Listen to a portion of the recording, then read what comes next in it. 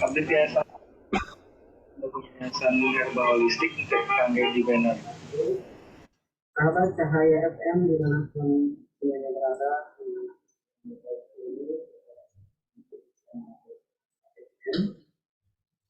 di frekuensi 153 yang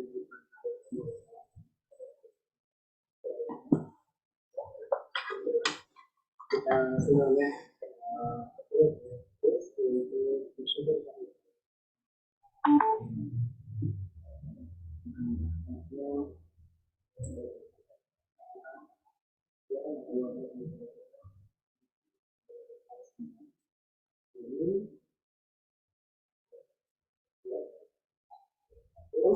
diberikan status hubungan dan tentunya untuk kita semua dalam keadaan apapun dan salam serta salam semoga termasuk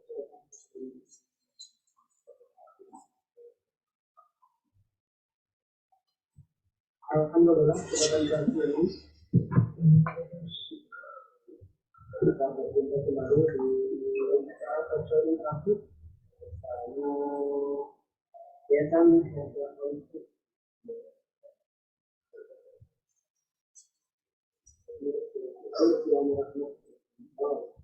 alhamdulillah beliau sendiri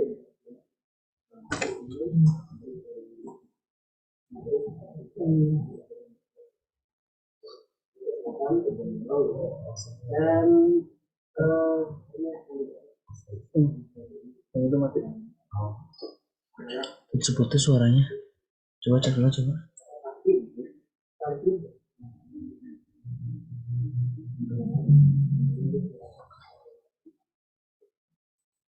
rasa gembira.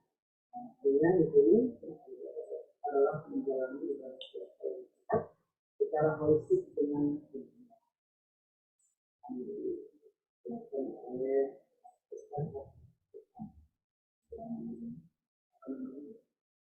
hari-harinya bahan pokoknya adalah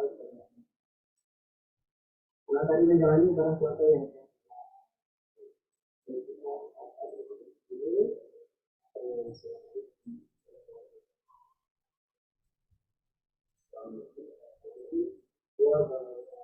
Recording in progress. Waalaikumsalam warahmatullahi wabarakatuh.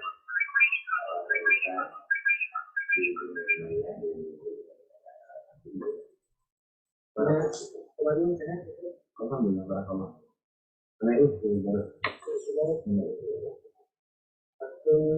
diajarkan hari ini Ya, ya. semoga Allah Subhanahu wa taala memberkati serta keluarga dan Amin, amin, amin, amin, amin, amin. di kesempatan ini kami juga live Facebook di Radio Cahaya FM, terus juga medsos Ustaz Rahmat Bekam. Kemudian juga kami di live website kami di www.cahayafm.com dan aplikasi ini bisa dinikmati di Play Store. Untuk sahabat semuanya, kesempatan ini juga silahkan yang ingin berkonsultasi ke nomor 0816228904 0816228904 di SMS atau WhatsApp bisa 08111177. Nah, berkaitan dengan tarhib Ramadan ya, menjalani ibadah puasa yang sehat secara holistik. Banyak materi yang akan disampaikan oleh Ustaz Rahmat Bekam. Poin-poinnya juga sudah ditulis ya, insya Allah akan dijelaskan. Langsung saja pada Ustaz mungkin bisa menyapa pendengar yang ada. Baik. Bismillahirrahmanirrahim. Alhamdulillahirrabbilalamin wa bihi nu'asta'inu ala umuri dunia wa din wa ala alihi wa sahbihi wa man tabi'ahu bi ihsani ila yaumiddin. Amma ba'du. Alhamdulillahirrahmanirrahim, atas izin Allah, atas qudrat iradatnya ya, kita bisa kembali bermusafahah, bersilauhwah ya. Insyaallah di salah satu tema yang sebenarnya cukup penting karena ini juga Ana mengumpulkan banyak sekali pertanyaan ya. Mungkin beberapa bulan menjelang bulan Ramadan, pertanyaan-pertanyaan dari beberapa klien, pertanyaan-pertanyaan dari beberapa alumni, dari beberapa kolega, bahkan ada beberapa juga yang dari trainer ya, pertanyaan-pertanyaan. Semisal pertanyaan yang dilontarkan di dalam flyer, "Pak, kenapa saya Ramadan kok malah tambah tambah berat badan, malah tambah gendut?" Gitu ya. Nah, itu yang pertama. Yang keduanya ada pertanyaan lagi, "Kok Pak, cina kolesterol saya malah naik di bulan Ramadan?" Ya, karena gendut tidak harus identik dengan kolesterol. Ya. Berarti itu di tahun-tahun sebelumnya Ustaz ya. Kebanyakan pengalamannya seperti itu ya. Ini teh pengalaman di setiap bulan Ramadan. Iya. Nah, kemudian ada lagi pertanyaan, asam lambung saya malah naik, Pak. Jadi di bulan Ramadan ini asam lambung saya malah naik gitu kan ya. Bagaimana Pak mensiasatinya? Kemudian tensi. Nah, tensi yang kata Bapak puasa itu menyehatkan di setiap jargon yang Bapak kemukakan ya. Di setiap event ternyata malah tensi saya boro-boro turun Pak, malah naik ya. Stabil juga tidak gitu kan. Kemudian lagi malah ada yang Ramadan terkena serangan stroke. Nah ini, kenapa bisa terjadi seperti itu? Ya. Kemudian ada lagi yang ternyata dia punya radang ginjal, ya, punya permasalahan dengan ginjal. Kenapa di bulan Ramadan ini malah kambuh radang ginjalnya? Radang ginjal bisa berupa karena akumulatif daripada asam urat, bisa karena memang konsumsi, ya bisa karena kurang minum, bisa karena menahan kencing, dan bisa juga dikarenakan oleh batu ginjal. Ya. Nah, next lagi, Pak, ada kok saya bulan Ramadan gitu kan, malah saya sembelit Pak. Malah saya sembelit. Kok bisa seperti itu? Nah, pertanyaan-pertanyaan ini sebetulnya kalau dibahas sama seperti yang pembahasan pada pekan kemarin, tapi akan kembali saya ulang. Kenapa? Karena di pekan kemarin kita tidak ada live Zoom. Nah, sekarang ini ada live Zoom ya. Insya Allah ya. Jadi pembahasan yang kemarin dibahas kembali dan insya Allah dengan dengan bobot materi yang lebih mendalam. Kalau kita perhatikan ya, para pemirsa yang dirahmati Allah ya, dimanapun berada, bulan Ramadan kita bagi beberapa hal ya, beberapa hal mengapa hal-hal tadi ya, patologi-patologi ataupun keluhan-keluhan kesehatan malah muncul di bulan Ramadan. Ya, bahwa asam muasihah, bahwa asam itu menyehatkan, ternyata tidak terjadi di beberapa orang. Walaupun secara umum puasa itu adalah hampir pasti menyehatkan. Hampir pasti menyehatkan ya. Nah, ini sudah Ana buktikan sebetulnya. Karena Ana pernah kena serangan radang ginjal itu di tahun 2008. Ana pernah ambruk. Jadi dulu itu Ana ketika masih di guru olahraga, ya, jadi masih merangkap jabatan. Jabatan sebagai beling bekam keliling ya. Dengan guru ya, guru olahraga di 2 sekolah sekaligus ya. Waktu itu di SMP 3 Cibadak dengan di SMP IT Aluma. Ana guru olahraga ya. Bahkan di SMP 3 Cibadak Ana pun sebagai pelatih fisik. Pelatih fisik kelas olahraga dulu. Di perangkap 2 dan instruktur kebugarannya. Jadi dulu punya satu kebiasaan sebelum Ana melatih itu, sebelum Ana beraktivitas, mohon maaf ya, Ana minum 1 gelas air mineral itu dicampur dengan 2 set ya, serbuk suplemen energi. Dan itu konsumsi Ana tuh sejak 5 tahunan. Berarti setiap menjalani kegiatan Minum dulu itu. minum itu. Sebetulnya istri sudah melarang, istri Ana sudah melarang. Pak, tidak bagus Pak. Cepat atau lambat Bapak akan kena organ-organ urinari Bapak. Jadi ginjal, saluran ureter, kandung kemih, prostat dan ureter pun akan kena, kata istri. Tapi saya tidak indahkan. Karena yang saya pikirkan waktu itu adalah kebugaran dan strong saya saat saya menjalankan aktivitas. Nah, harus olahraga kan? Betul. Padahal itu sebenarnya strong palsu. Nah, itu adalah strong palsu. Strong yang memang harusnya tubuh istirahat tidak sekuat itu ya. Tapi kemudian dipaksakan. Dipaksakan semacam istilahnya doping, tapi doping skala ringan. Tapi ada yang akan kena, yaitu ginjal tadi. Nah, di waktu itu cuma udah mulai kena-kena, Kang. Udah mulai kena-kena sedikit. Sakit pinggang yang sebelah kanan. Cuma nggak diindahkan. Itu mulai sakit itu sejak tahun 2002 udah mulai sakit sebetulnya. Iya, udah mulai sakit. Nah, itu cuma nggak begitu diindahkan ya. Bayangkan 2002 nih, 2003, 2004. 2004 mulai menjalankan rutinitas itu. 5, 6, 7, 8. Nah, di tahun 2008 lah kemudian ambruk. Nah, qadarullah di tahun 2008 itu, ya, 2009 Anda menjalani saum, ya, kemudian di bulan 2010 juga menjalani saum, justru sembuh, paham ya? Justru sembuh dengan di bawah puasa itu dengan sembuh. Bagaimana caranya, Pak? Baik, justru yang akan langsung kita bahas. Poin pertama yang akan menyehatkan kita di bulan Ramadan adalah perhatikan pasokan air. Pasokan air selama kita menjalani ibadah puasa. Artinya minum kita. Bagaimana mensiasatinya. Masih ingat yang kemarin ya? Dan bisa para pemirsa mencatatnya. Oke. Yang pertama adalah mutlak harus minum air bening. Air beningnya bagusnya hangat. Tidak panas, tidak juga dingin banget. Ya, hangatnya hangat suam. Berarti hangat di suhu antara 25 derajat hingga 35 derajat maksimum. Tapi yang ideal adalah 30 derajat. Hangatnya suhu minuman tersebut, air tersebut. Jadi pas bangun pagi, ingat nih, 1 gelas pertama adalah pas bangun sahur. Berarti jam 4 pagi lah untuk wilayah waktu Indonesia bagian barat. Pas di daerah Jakarta, Jabodetabek, karena Sukabumi relatif lebih dekat ke Jakarta, maka kita terintegral ataupun terkoneksi dengan Jakarta relatif lebih dekat. Hanya 1 menit saja. Berarti jam 4 bangun itu kita minum 1 gelas. Catat ya nih. Kemudian lagi ya, kita minum lagi adalah itu 5 menit ya menjelang azan subuh. Ya.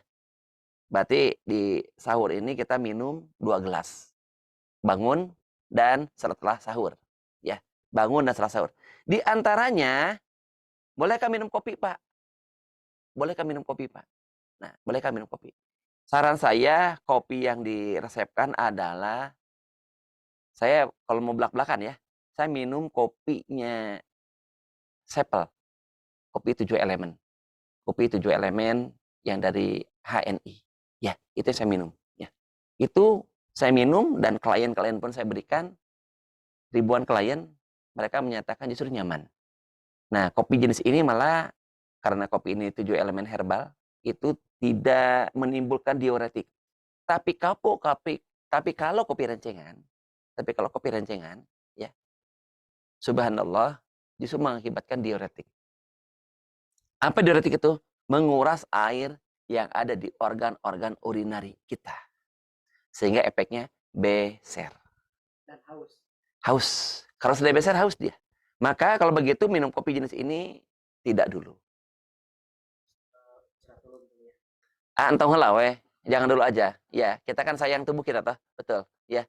Karena kalau tubuh kita selama puasa dehidrasi, ini yang akan memicu dan memacu terjadinya, maaf ya, gangguan ataupun patologi yang ada pada organ-organ urinari. Pada ginjal, pada saluran ureter, pada kandung kemih. Nanti timbul beser kah, yang punya penyakit anyang-anyangan bisa kambuh lagi. Ngepek juga ke prostat. Ya, ngepek juga dia yang udah punya potensi batu ginjal kan. Yang punya radang ginjal ya. Ataupun infeksi saluran kemih ya. Orang yang merasa saat dia kencing tidak tuntas, paham ya? Asa di tungtung nate atau di ujung BAK dia merasa masih seperti ada. Apalagi kurang konsentrasi, susah menghafal. Jadi yang punya target menghafal, seperti ini nggak bagus ya. Nah, Ramadan menghafal, terutama para adik-adik kita, para santri tahfiz ya, sangat-sangat tidak direkomendasikan. Nah, apalagi misalnya dia nanti juga efeknya apa? Kepertahanan tubuh, Kang. Ya, kepertahanan tubuh. Ini salah satu yang memicu kalau misalnya puasa ataupun saum ternyata kurang minum. Maka yang terkena adalah gangguan-gangguan yang ada pada organ-organ urinari ataupun pada bagian ya ginjal, saluran ureter, kemudian pada kandung kemih. Itulah terjadi dan banyaknya terjadi pada laki-laki. Kenapa? Karena uretranya laki-laki dengan uretranya perempuan berbeda. Uretra laki-laki itu panjangnya 20 cm, Kang. Lebih rentan, Kang. Perempuan hanya 4 cm. Bayangkan. Maka laki-laki yang sejauh pengamatan sebagai seorang praktisi sebagai terapis herbalis ini yang lebih banyak terkena gangguan-gangguan yang berkenaan dengan sakit ginjal. Nah, ini. Jadi perhatikan, bangun tidur minum 1 gelas, sebelum ini 1 gelas. Oke lanjut, pas buka 1 gelas. Gimana Pak dengan minum madu? Madu dianjurkan. Boleh digabung dengan minum kopi sepal tadi, ataupun kopi radix boleh. Kopi radix ya. Dari HP juga bagus sih. Saya open saja, kemukakan ini. Itu dicampur dengan radix ataupun dengan kopi sepal tadi, madu. Nah, justru madu sifatnya menahan air. Ya, kalau tadi kopi biasa diuretik, menguras air, kalau madu menahan air. Nah, maka bagusnya di sini di Kru Radio juga ya, itu sedia madu. Jangan dilewatkan ya. Pas sahur madu tuh ya. Bagus ya. Bagusnya pas bangun 5 menit, 10 menit sebelum sahur minum madu dulu. Ini madu didahulukan ya. Seperti itu. Sebelum sahur idenya madu. Dan madu juga dia punya sifat dia anti alergi.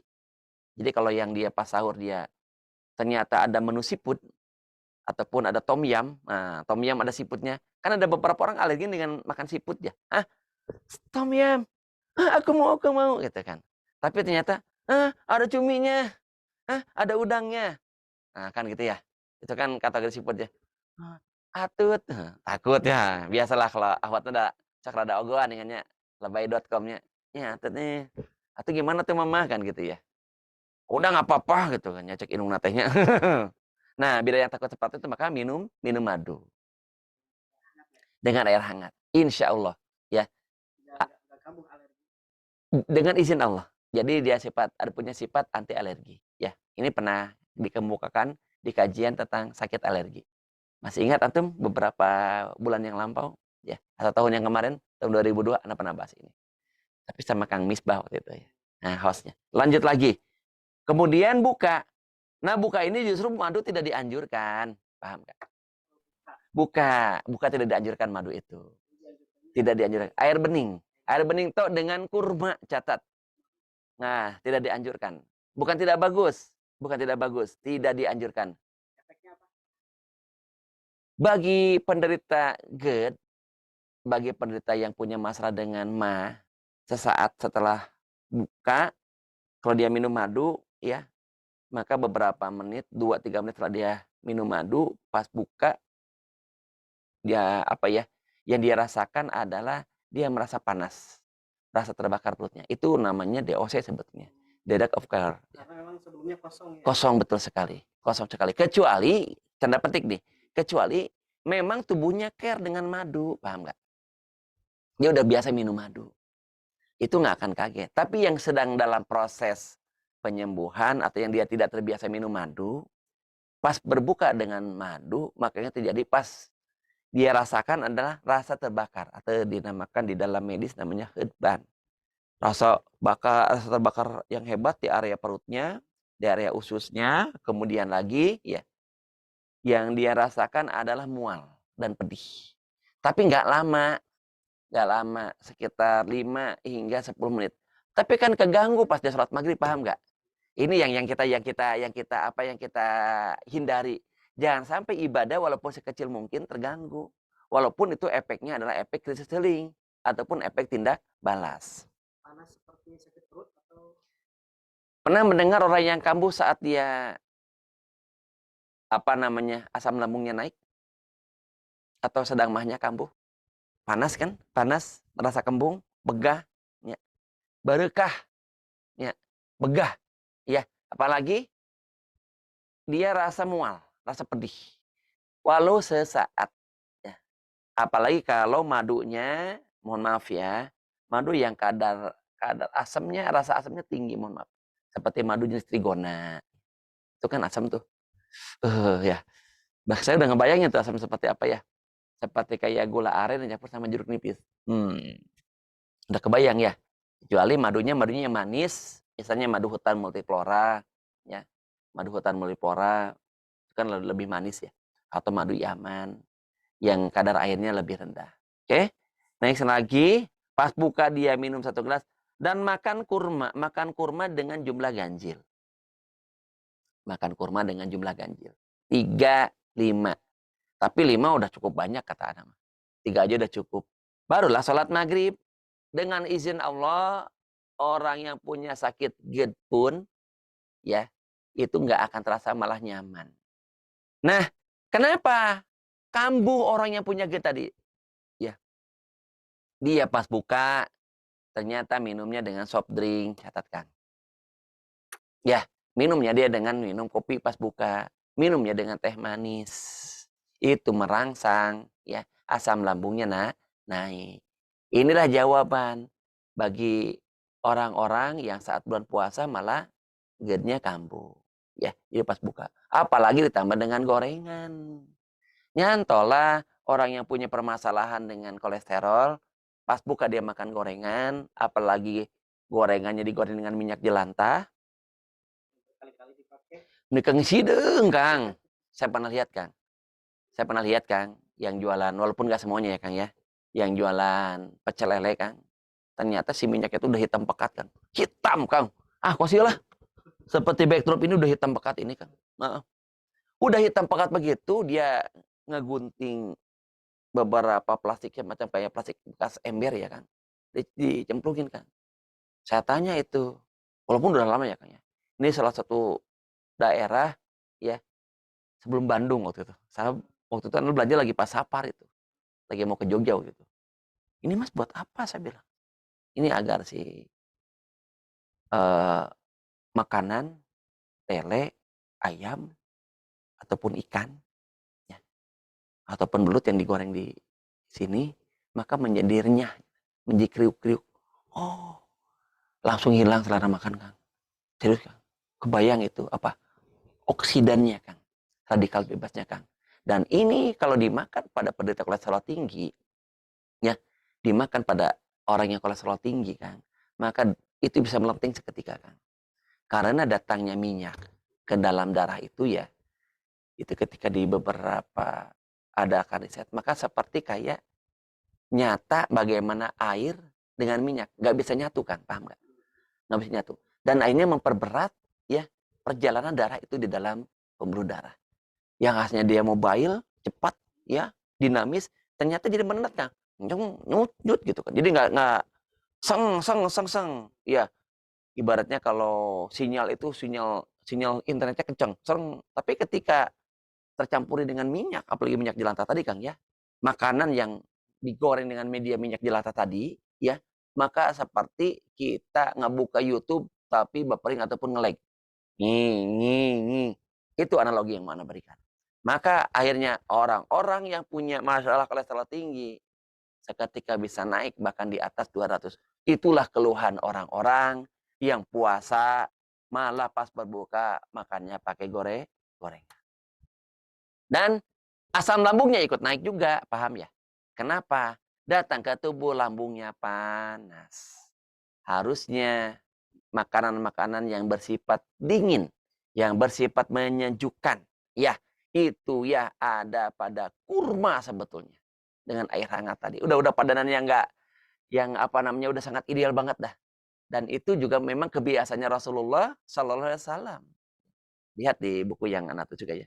Jadi dari beberapa hadis yang diriwayatkan oleh Bunda Aisyah, bahwa Nabi itu berbuka ya ternyata dengan beberapa butir kurma dan ya beberapa teguk air Zam-Zam. Masya Allah. Oke, karena air jam-jam jauh di sana, kita harus itikaf dulu ke sana. Biayanya lumayan, 60-70 juta ya kalau itikaf di bulan Ramadan sama dengan ibadahnya naik haji ya. Nah, maka kita ambil di sini yang sederhana dan tidak mengurangi keberkahan air bening. Insya Allah. Nah, kena nih, Kang ya. Kemudian satu gelas nih, Kang ya.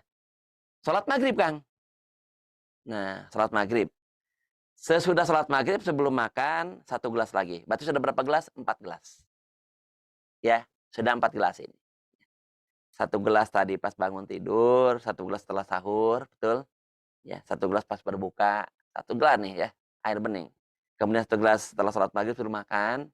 Oke. Kemudian satu gelas setelah berbuka. Sudah berapa gelas itu? Sudah 5 gelas. Ingat, target kita adalah minum 8. Ya, 8 gelas. Agar terkondisikan tubuh yang fit ya, tubuh yang belen, tubuh yang strong, yang fresh, tidak kekurangan air. Oke, next lagi. Sebelum tarawih. Jadi pas azan Isya, minum lagi 1 gelas. Nggak beser, Kak? Nggak. Nah, di sini boleh kita minum madu. Di sini boleh kita minum madu. Agar tidak timbul beser. Karena lagi-lagi, ya, saya katakan, madu bersifat menahan air. Justru madu, dia bersifat anti dehidrasi. Berbeda dengan kopi dan teh yang bersifat diuretik. Minum madu. Nah, kalau bisa airnya jangan terlalu banyak malah. Ya, dan disarankan madu yang kadar airnya tinggi. Maaf, kadar airnya rendah. Ya, madu-madu Yaman. Ya, madu Yaman, madu dari beberapa apa namanya dari daerah Timur Tengah ya. Jadi qadarullah jadi pas ana waktu ke tanah suci ya di salah satu tempat antara Madinah dengan Taif. Ya. Nah, jadi situ ada beberapa penjual madu. Itu disebut koleksinya. Oh, jadi ini madunya madu dari Tunisia ya. Ini madu dari Yaman. Ini madu dari daerah Mesir. Di daerah negara-negara sebutkan Kang, ini dari Jordan, dari Syam gitu kan. Beda, tapi intinya semuanya warnanya beda-beda ya Kang ya. Karena tentu teks nektar bunga yang dihisap masing-masing lebahnya kan beda. Tapi semuanya satu Kang, apa? Semuanya rata-rata kental Kang. Kadar airnya rendah. Itu madu yang memang ideal. Kalau di Indonesia Anda lihat beberapa madu hutan ya, apalagi madu tualang itu lumayan kental Kang. Kadar airnya rendah. Nah, ini yang dianjurkan. Jadi kalau pengen minum madu di antara itu. Di antara setelah azan setelah makan ya sama sebelum sholat Isya. Nah, itu boleh minum madu. Lanjut lagi ya. Nanti sepulang tarawih minum lagi Kang. Ini total sudah 7 gelas. Betul ya. Tadarusan lah. Yang namanya tadarusan itu membakar kalorinya tinggi. Paham ya? Suaranya dikeluarkan cepun. Namanya baca Quran kan dikeluarkan suara betul. Namanya baca Quran. Betul ya. Apalagi apa ya kan memang unik Kang. Tilawah Quran itu unik Kang, apalagi di bulan Ramadan. Suaranya terdengar, ya ada mulut yang terperhatikan, ada makhrajul huruf yang memang tidak bisa kita abaikan, ya kemudian konsentrasi melihat ya Kang ya, dan mendengarkan seperti itu ya. Ternyata aktivitas tilawah Quran ataupun tadarus itu membakar kalori cukup tinggi. Ya, cukup tinggi. Maka setelah tadarusan minum lagi. Gimana Pak? Katanya kalau katanya tidak boleh minum 2 jam sebelum tidur. Jujur, kalau Anda boleh katakan, Ramadan adalah bulan spesial. Maka di sini pun yang jam 11 tidak boleh dibekam, maka di bulan Ramadan kalau masih mau berbekam, aman-aman saja. Ya, yang di bulan biasa tidak boleh bekam. Ternyata memang tubuh disetting untuk sedikit tidur kan Ramadan itu. Bukan banyak tidur. Jadi bukan jadi abu naum maupun jadi umu naum. Ya, yang pelor teh ya. Nah, yang nempel putarnya nempel tertidor ya. Nempel bagaikan telur ya. Ya begitu ya Mas Topik ya. Ini ada Mas Topik juga jadi asisten saya saat ini ya. Jadi jangan dibanyakin tidur. Memang Ramadan apa namanya? Kita nyinggung kepada hal yang kedua langsung ini ya. Menyinggung kepada hal yang kedua. Langsung kepada pola istirahat ya. Pak, gimana Pak dengan tidur yang setelah sahur Pak? Nah, ini saya katakan ya kepada para pemirsa yang dirahmati Allah di Kecamatan Nagrak ini, bukan di Nagraknya, tapi ada satu daerah yang ke arah lebih hulu ya, itu punya kebiasaan sebetulnya tidak begitu bagus ya. Kenapa? Karena mereka sahur jam 2 dini hari. Ya di Pawenang Kang, Pawenang di Wangun Kang, di Cihanjawar. Itu terjadi Kang, karena anak 4 tahun di sana dulu Kang. Jadi pas bulan pertama, tahun pertama itu, pas bulan Ramadan tahun pertama itu Kang, anak kaget sama istri itu. Kan jadi bidan desa di sana. Nah jam 1 lewat, jam 2 kurang tuh udah dibangunin Kang. Sahur. Bisa ke anaknya jam 3 ya Kang ya, atau setengah 4 ya. Wah, jam 2 yuk. Jadi kita memang udah pada makan Kang, makan. Setelah makan apa? Tidur lagi. Ini yang tidak boleh. Jadi, apa efek kepada tubuh bila kita habis makan langsung tidur. Catat ya Kang ya. Analogikan ini. Ini misalnya, oke, ini aja deh yang lebih besar. Nah, ini misalnya orang nih. Ini orang ya. Ini orang, dia habis makan Kang ya. Jangankan tidur Kang. Jangankan tidur Kang. Duduk aja itu tidak dianjurkan. Karena harusnya habis makan itu ada aktivitas ya. Si lambung ya mentransfer makanan kepada usus halus, terjadilah pergerakan otot peristaltik mencerna makanan, paham ya? Bila duduk, apalagi tidur, maka tubuh dibiarkan untuk dipaksa untuk istirahat kan. Ya, yang harusnya ada proses ya penggilingan makanan di mesin-mesin tubuh ya, terutama organ-organ cerna, ini tidak. Ya, tapi dibiasa langsung tidur. Maka banyaklah yang kambuh lagi-lagi dengan pola hidup seperti ini, orang yang punya asam lambung. Asam lambung ketika naik dia, ya pecah dari katup lambungnya langsung ke katup esofagus, naik rasa asam hebat. Ya, kemudian paru-parunya rasa terbakar hebat dan sesak. Ya, asam jangan dikatakan lagi seperti apa asamnya, Kang. Karena Ana lihat beberapa orang yang punya keluhan seperti ini kambuh, Kang, ya. Sampai kata dia, "Pak, sungguh, Pak. Sampai ke ujung bibir saya pun asam, Pak.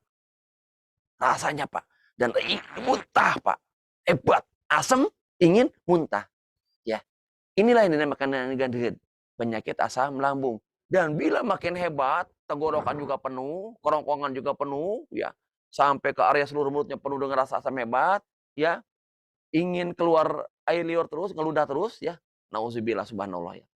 Ke jantung lah. Nah, saat di jantung itulah timbul yang dinamakan angin duduk. Apa angin duduk? Serangan sindrom jantung koroner akut. Nauzubillah min dzalik. Itu mulainya. Bagaimana mensiasatinya kalau begitu, Pak? Ya. Maka yang bagus adalah sahur itu, tadi dengan pola minum ya, dibanding dia.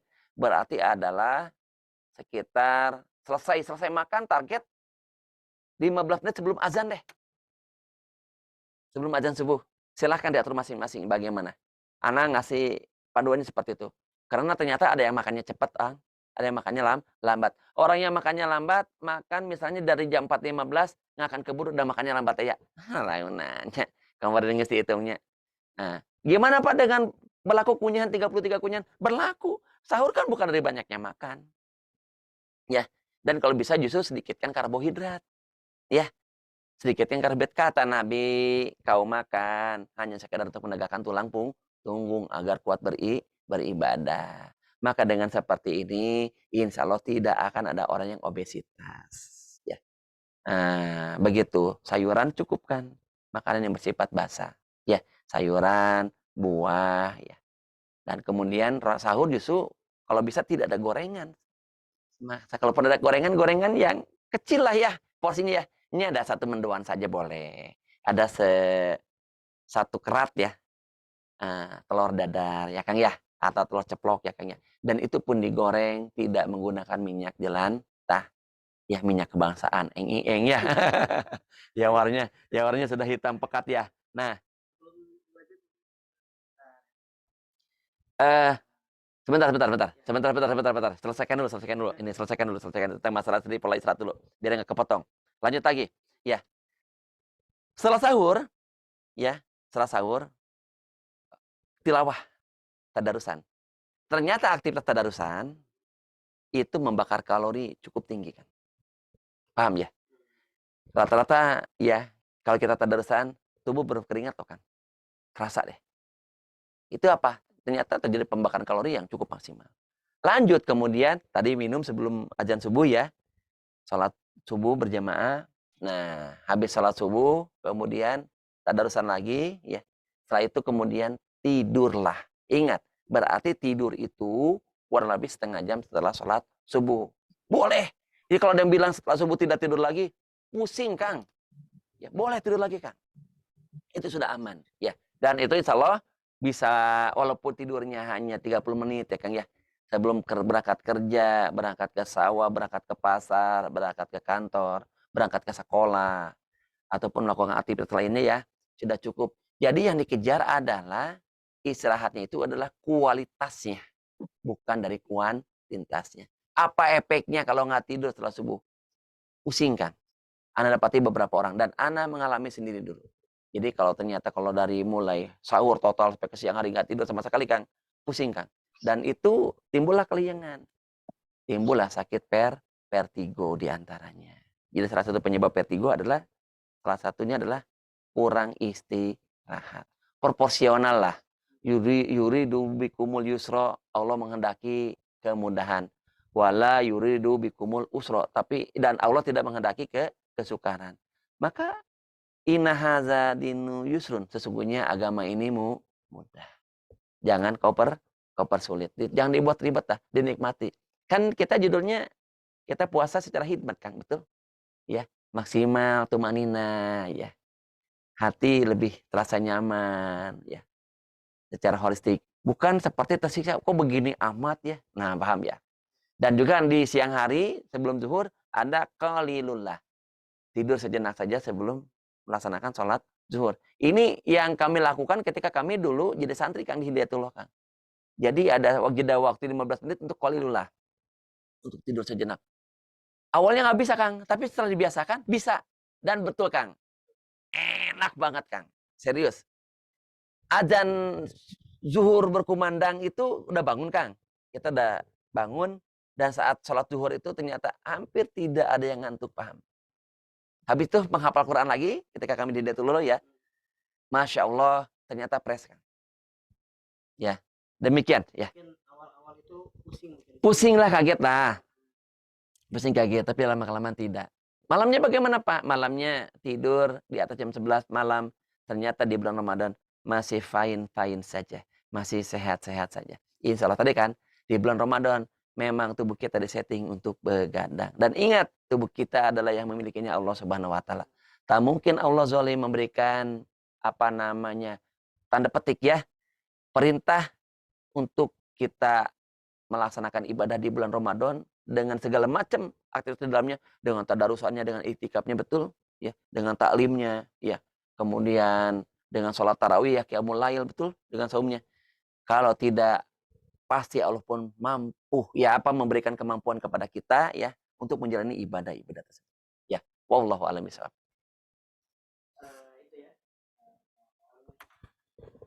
pencerahan untuk kita semua. Ya, ini jawaban dari Ustaz Abdul Kam terkait dengan pertanyaan yang tadi ini ya.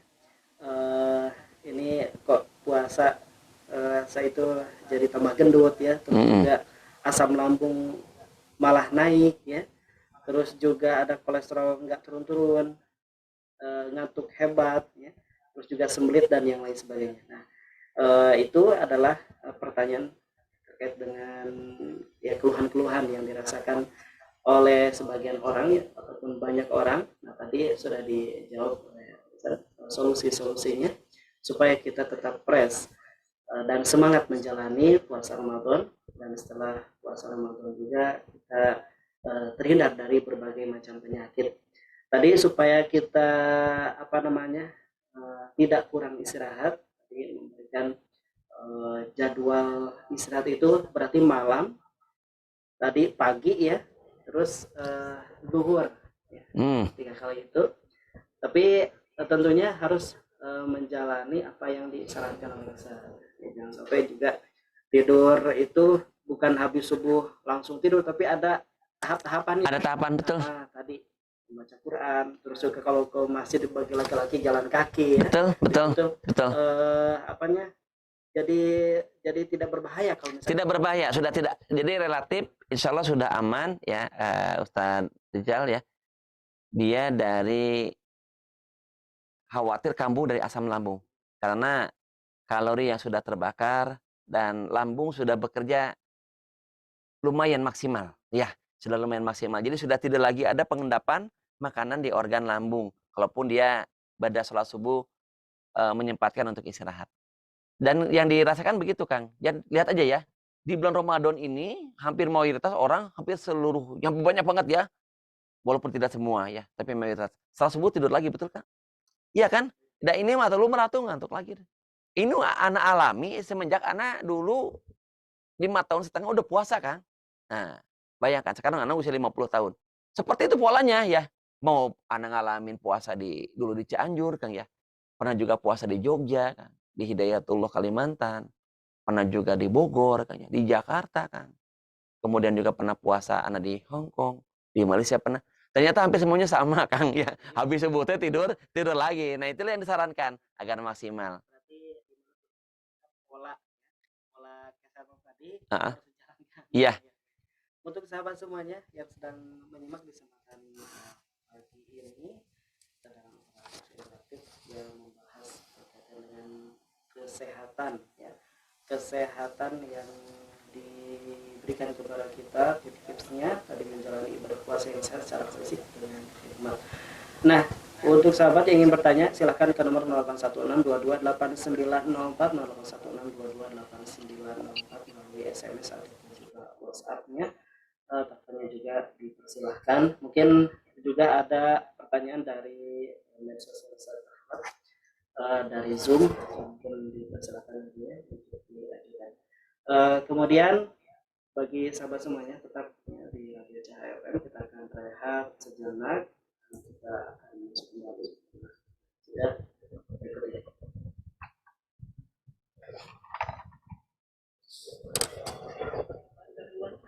Dari Jalan Raya Nagrak, Kecamatan Nagrak, Cahaya FM.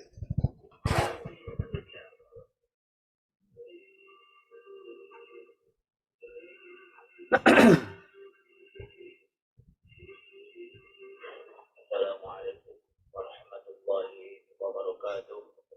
Nama saya Bapak Ahmad Hidayat, alamat Nagrak Selatan. Saya pendengar Radio Cahaya FM.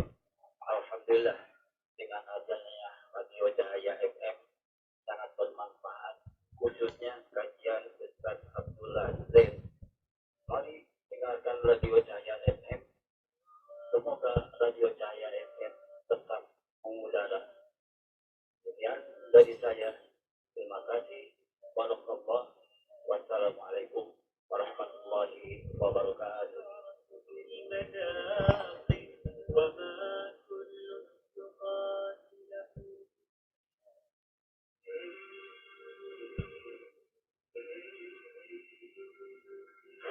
Bismillahirrahmanirrahim. Assalamualaikum warahmatullahi wabarakatuh. Saya Mesaro beralamat di Nagrak Sukabumi. Saya seorang mahasiswa juga bekerja sebagai pusatawan di salah satu sekolah negeri. Sebagai pendengar Radio Cahaya FM, saya tertarik mengikuti Cahaya FM sejak mendengarkan siaran kajian Ibu Nabawi oleh Pak Ustadz Muhammad. Banyak sekali hal yang dapat kita pelajari, mulai dari tips dan trik seputar kesehatan, mengenali gejala Ada pertanyaan tidak?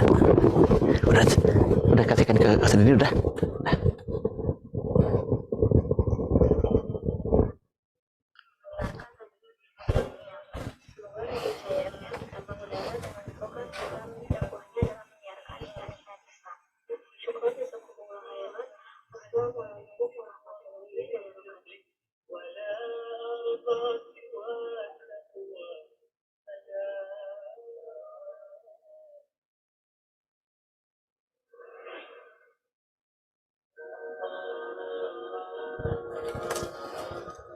Radio Cahaya 105,3 FM Sukabumi bisa disimak di seluruh wilayah Indonesia. Download aplikasinya di Play Store handphone Anda. Ini list Radio Cahaya FM Sukabumi.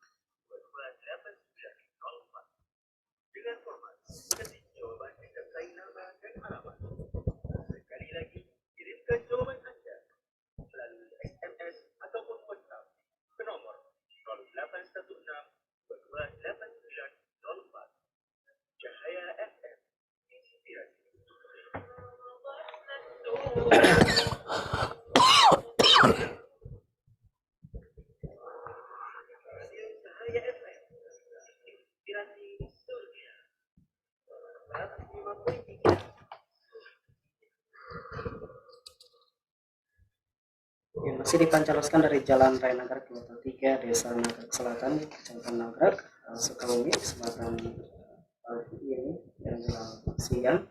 Masih dalam talk show interaktif bersama Ustaz Kang berkaitan dengan kesehatan di bulan suci Ramadan. Jadi tips-tipsnya yang sudah diberikan kepada kita semua kita gunakan untuk caranya supaya kita sehat ketika di bulan suci Ramadan. Baik, di sini silakan yang ingin bertanya ke nomor 08162289. Untuk pertanyaan yang telah masuk Ustaz, di sini ada pertanyaan. Saya akan ajukan kepada itu. Sebentar. Ini dari Ibu Nurulnya. Assalamualaikum Ustaz. Waalaikumsalam warahmatullahi wabarakatuh. Susah, sesak, dan sakit kepala itu ada hubungannya enggak dengan lambung? Apa pantangan yang perlu diperhatikan dari masalah itu? Baik, suka sesak dan sakit kepala. Perhatikan ya saat di waktu sahur. Ya. Di waktu sahur ya. Ini pertama cukupkan air. Yang pertama ini. Kemudian pada waktu sahur usahakan mengkonsumsi kurma ataupun bangun pada pagi hari, pada bangun sahur ya. Ini tipsnya ya. Yang Ibu Nur Amalia ini ya. Insya Allah malam selepas sholat tarawih rendamkan 3 butir kurma di 1 gelas air. Ini namanya air nabis atau infus water ya. Maka ya itu yang diminum pertama kali saat bangun sahur ya, pada bangun pagi sebelum makan sahur ya. Kemudian selepas sahur minum habbatus sauda. Minum habbat sauda 2 butir, 1 butir gamat ya. Kemudian 1 butir lagi adalah pegagan ya. Jadi 2 butir habbat sauda ya, kapsul habbat sauda, 1 butir gamat dan 1 butir pegagan ya. Itu 3, habbat sauda, gamat dan pegagan ya. Kemudian jangan langsung tidur setelah sahur. Ini yang sering rasa sesak itu muncul ya. Nah, bahkan ada rasa beberapa klien orang yang puasa, apalagi puasa hari pertama ya, itu biasanya tenggorokan merasa sakit. Bukan sakit banget, kurang nyaman lah tepatnya ya. Kemudian lagi ada agak pening ya. Nah, itu adaptasi saja sih, sebenarnya normal-normal saja. Biasanya di hari ketiga, hari keempat, di hari keempat puasa ya, di hari saum itu insya Allah sudah nggak terasa lagi itu. Itu adaptasi tubuh ya untuk menerima kondisi bahwa saat ini puasa gitu lah. Yang biasanya dia sarapan, dia beraktivitas ya, cukup tidur dan sebagainya, ini mengalami hal tersebut ya. Ini normal-normal saja ya. Dan kalau memang masih memuncak sakitnya, bisa ditambahkan ditekan titik heku. Titik hekunya nih. Nah, titik heku ditekan ya. Oke. Kemudian ada titik nekuan juga ya. Kemudian pegang kepala, ketuk-ketuk ya. Ketuk-ketuk sambil kedip-kedip dengan cepat. Ini bila dirasa pusing dan sesak. Nah, ini tipsnya ya. Demikian, semoga bermanfaat ya. Wallahu a'lam bishawab. Ya baik. Semoga bisa dipahami pada yang bertanya ya di nasihat dari Ustaz. Kemudian Ustaz, di sini juga ada yang bertanya dari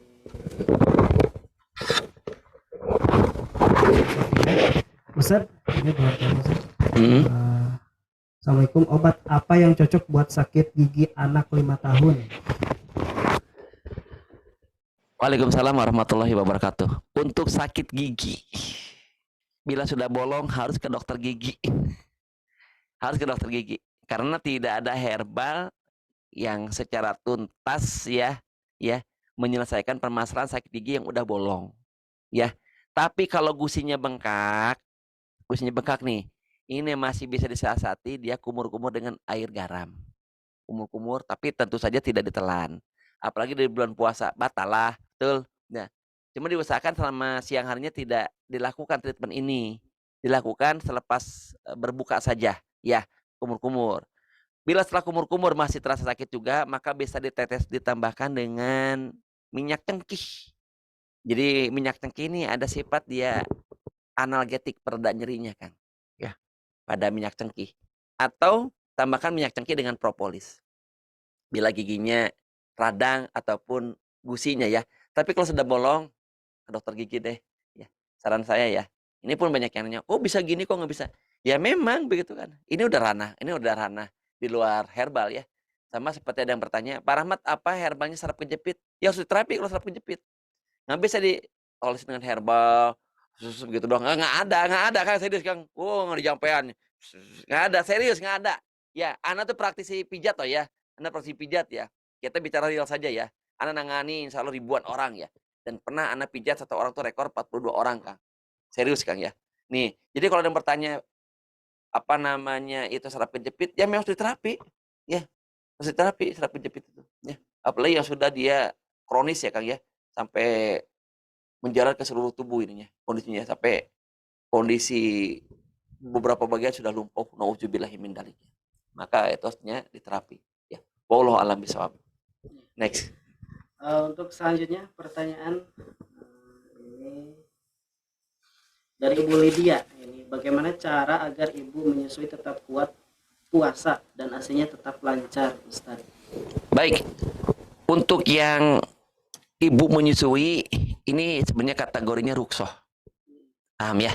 Ini ruksoh. Jadi tadi Islam tidak membebani umatnya untuk melakukan ibadah bila mana terjadi hal kemudaratan di dalamnya. Ya. Tetapi ini bukan kewajiban untuk ruksoh. Ruksoh itu kan boleh diambil, boleh tidak. Sama seperti kita sedang safar, tapi bukan safar yang nyaman loh ya. Safar ke Jogja, naik pesawat 30 menit sampai 40 menit sampai. Ya masih bisa puasa lah. Jangan memaksakan di dalam pesawat makan gimana. Kamu kok makan? Kan safar, ruksoh. Kayaknya gimana gitu ya. Tapi kalau misalnya safarnya naik bis, maaf ya. Naik bis ke Lubuk Linggau lah ya kan sehari semalam ya. Kerasa banget ya safarnya. Nah, apalagi AC-nya jelek. Jalannya juga sama ke sana kan hafal lah ya. Itu angin gelembung. Aceh ada angin cepoi-cepoi. Itu boleh lah ya. Tapi kalau safarnya naik keretanya eksekutif, Argo Lawu, Jakarta Bandung, Jakarta Surabaya yang 7 jam. Kan enak tuh. Janganlah naik bis Rosalia ya yang double decker ya ataupun yang kelas premium eksekutif ya. Yang bisa sleep gitu ya, sleeper gitu ya. Janganlah, janganlah. Sama ternyata dia strong di selama ini. Ya, tapi ketika puasa ternyata mohon maaf si asinya nggak maksimal. Maka siasati pas sahur konsumsi dia sayur katuk. Oke, catat. Kemudian lagi sayur daun singkong. Ya, sayur ya. Boleh lapnya boleh Kang. Boleh sayur boleh lap. Bening deh. Pokoknya bening yang bagus ya. Tapi kalau lodeh selama itu dia bukan santannya santan instan, aman Kang. Tapi kan sekarang ada santan instan ya, maaf ya, yang di beberapa minimarket ya, nggak usah disebutkan mereknya, nggak boleh, ya.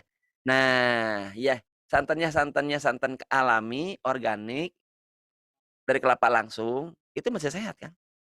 Masih sehat-sehat saja. Apalagi dia kalau si air santannya diambil dari air kelapanya itu catat, ya. Jadi si air santannya dari air kelapa itu sayur, malah enak Kang, gurih Kang. Ya. Nah, buat tahir lodeh misalnya ya. Di situ ada labu siam, ada sayur, ada daun katuk, ada daun singkong ya Kang ya. Kemudian daun kacang panjang ya Kang ya. Tipsnya nih Kang ya. Selepas sahur minum haba sauda, dosisnya 2 kali lipat. Ya, bisa dia minum 4 kapsul langsung, haba sauda 5 kapsul langsung ya. Dan ini bagusnya ditambah dengan madu. Ya, dengan izin Allah produksi ASI-nya tidak terganggu. Begitu Ibu Lydia ya. Insya Allah ya. Jadi dedek bayinya yang masih menyusui tetap maksimal mendapatkan ASI dari ibu. Jadi dia masih bisa menyusui secara maksimal. Insya Allah. Barakallahu fikum. Kemudian dari sini tertulis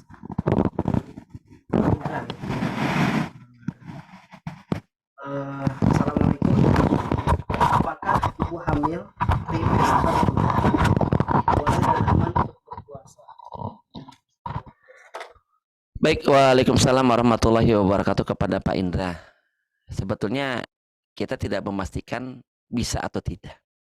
Karena qadarullah istri saya bidan, ya, dan istri saya selama hidupnya sudah mengalami 5 kali fase hamil, hamil dan melahirkan, alhamdulillah ya. Dan juga selama prakteknya istri saya, waktu praktek kebidanan dulu resmi ya, masih buka RB, waktu masih buka rumah bersalin, itu sampai nangani ribuan lah ya yang konsul-konsul semacam ini. Ternyata setiap orang tuh berbeda-beda. Ada yang ibu hamil strong, paham ya? Nah, strong dia, hemoglobin darahnya ternyata bagus, ya, tensinya bagus, kemudian secara umum indeks kesehatannya juga bagus ya. Dan selama di bawah puasa ternyata dia fine-fine saja, sehat-sehat saja. Ya, tidak ada sesuatu apapun patologi pada tubuhnya. Tapi juga ada orang yang dia jangankan puasa Kang ya, tidak puasa pun dia hiperemesis, paham nggak? Itu hiperemesis, ngidam yang hebat. Ngidamnya hebat. Ini jangankan puasa Kang, tidak puasa kayak udah parah, paham nggak? Maka seperti ini ruksoh lah.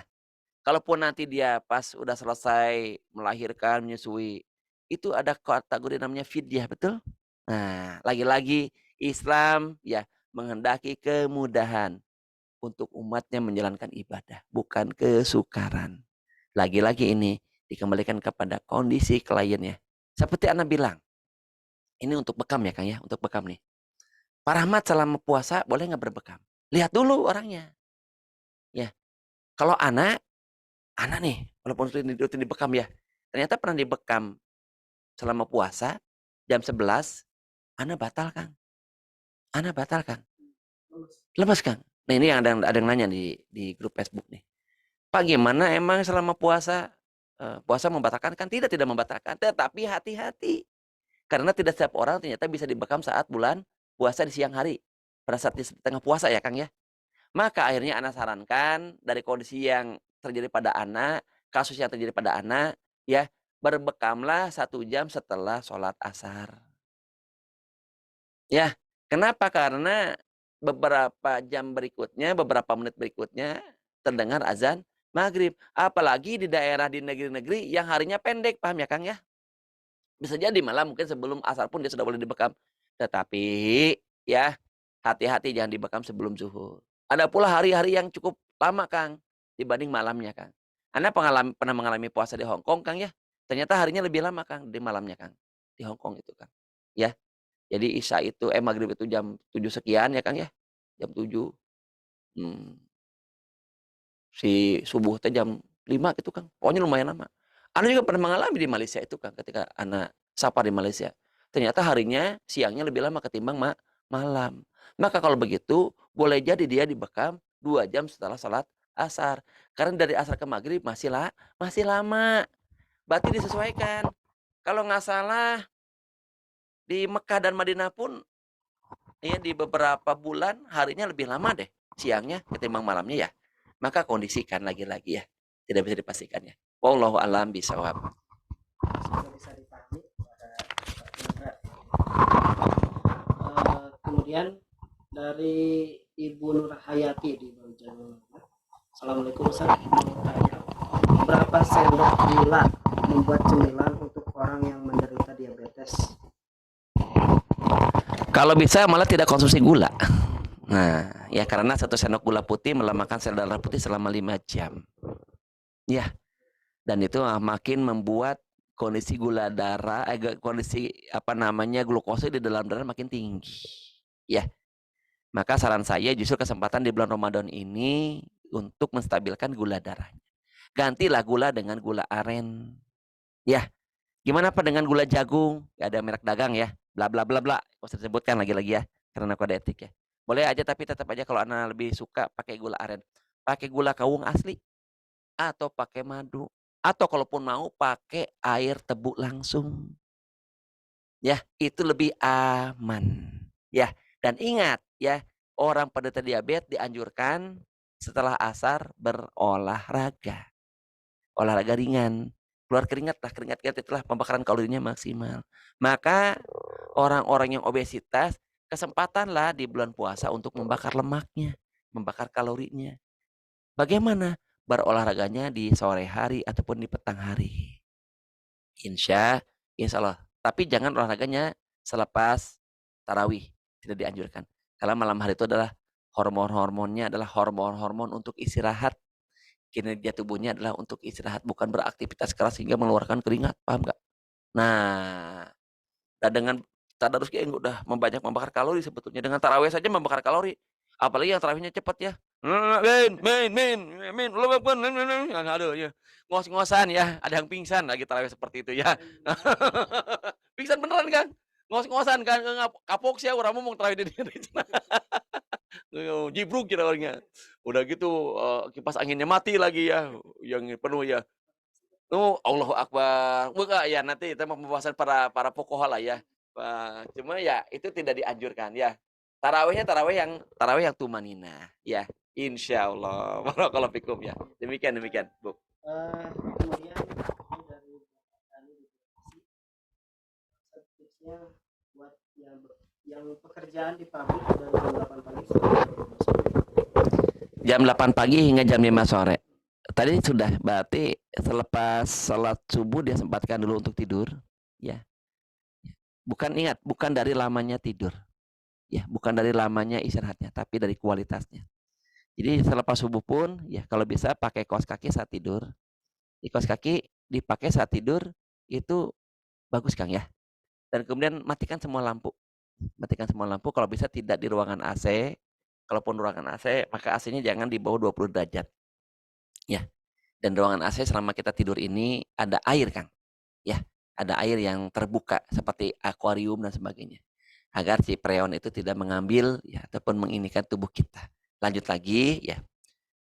Biasa berangkat kerja, kalau memungkinkan di kantor, di tempat kerja, di pabrik, di kilang ataupun ya di tempat usahanya bisa qalilullah beberapa saat sebelum dia sholat zuhur, maka lakukanlah.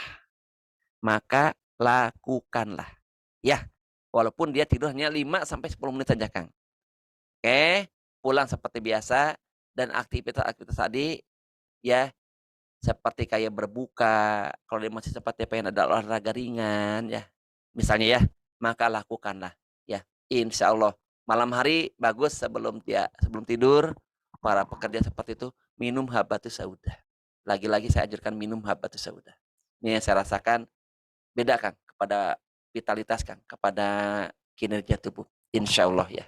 Dan jangan lupa selepas sholat tarawih kita tidak dianjurkan makan cemilan-cemilan gorengan lagi ya. Apalagi yang sudah makanan semi berat ya. Ada yang masih makan bakso, makan siomay, makan seblak, makan mie ayam, makan mie instan ya. Ya pulang tarawih rata ini Kang, banyak pulang tarawih. Ini kan soal di Nagrak terjadi nih Kang. Di Nagrak ini nanti banyak serbuan ya. Oh, tang teng tong teng tong tong riling ta tukang cuangki ya Kang ya. Tukang cuangki ya. Kemudian tukang bakso Kang. Banyak Kang serius kalau akan kat sedikit Kang ya. Di sekitar rumah kami Kang. Oh, rame itu Kang. Nah, ini yang timbul banyak obesitas Kang. Obesitas perut kembung ya Kang ya. Akhirnya pola balas dendam. Siang harinya udah bagus dia, malam harinya kembali dia kepada pola yang ya bad habit lah Kang ya. Subhanallah ya. Ini sangat-sangat tidak dianjurkan ya. Wallahu alam bisawab ya. ini supaya tidak haus ketika menjalani puasa dan cuaca apapun. Minum madu selepas sahur. Ingat ya, minum madu selepas sahur. Kalau bisa 1 sendok madu, maka airnya kurang lebih sekitar setengah gelas. Ya. Madu ini tadi saya katakan bersifat menahan air, bersifat dia anti dehidrasi. Insya Allah, dan tetap mengencangkan si kulit. Jadi kulit bibir ya, nggak kering, bibir nggak pecah-pecah. Kan suka ada yang tanda petik ya, orang puasa seperti mendramatisir ya. Kalau saya bilang mendramatisir deh, bibirnya pecah-pecah. Mata disayu-sayuin Kang. Udah tahu kita tuh bulan puasa lah, nggak usah didramatisir ya, nggak usah diekspos gitu Kang ya. Gini kelihatan di matanya konjungtifnya juga sayu, kulitnya biasa aja kali ya. Dengan gitu-gitu amat puasa juga ya. Ya alhamdulillah saya seumur hidup hanya beberapa kali batal, itu pun karena tadi ya, yang batal puasa karena memang saya dibekam ya Kang ya. Kemudian pernah di satu kondisi saya sapar ya. saya sakit juga pernah. Tapi secara umum kalau saya sapar yang memang seperti kayak ke Surabaya, saya pernah sapar juga ke Lombok selama puasa Kang ya. Kemudian ke Jogja Kang, ke Madiun, alhamdulillah Kang ya. Sapar nih Kang. Ke Medan, ke Aceh. Saya belum pernah batal alhamdulillah. Saya belum pernah batal. Jadi tetap bisa ya. Bahkan pernah sapar naik feri juga ya Kang ya. Saya alhamdulillah naik kereta api, naik bis ya. Yang saparnya masih bisa dikondisikan. Saya pun juga pernah sapar naik motor Kang, seharian Kang. Dan nggak batal. Alhamdulillah. Walaupun treknya lumayan ya. Lumayan off-road ya. Alhamdulillah Kang. Jadi semuanya dikembalikan kepada masing-masing ya. Insya Allah. Wallahu alam bisawab. Pertanyaan dari pendengar semuanya, pendengar Radio dan dari Medsos Besar Rahmat Bekam sudah ditanggapi, semoga bisa dipahami dan dimudahkan oleh Allah Subhanahu wa taala menjalani tips-tips yang diberikan oleh Ustaz. Semoga Allah Subhanahu wa taala memberikan semangat ya untuk sahabat semua untuk menjalani puasa dengan sehat ya. Karena bisa jadi besok ya untuk Indonesia untuk seluruh dunia menjalani puasa Ramadan. Kita akan dapatkan informasinya jika sudah disebut oleh pemerintah. Harus mengikuti pemerintah supaya kita tetap tidak keluar ya, tidak keluar dari aturan-aturan yang ada ya, menjaga persatuan intinya seperti itu. Baik semuanya dimanapun semuanya berada, karena waktu kita sudah jam 11 lewat, insya Allah kita akan kembali bersama Ustaz Rahmat Bekam di kesempatan yang akan datang setiap hari Rabu ya. Tetap jadwal Ustaz Rahmat Bekam interaktif di Cahaya FM tetap tidak berubah ya di bulan suci Ramadan, tetap di hari Rabu dan jam 10 pagi.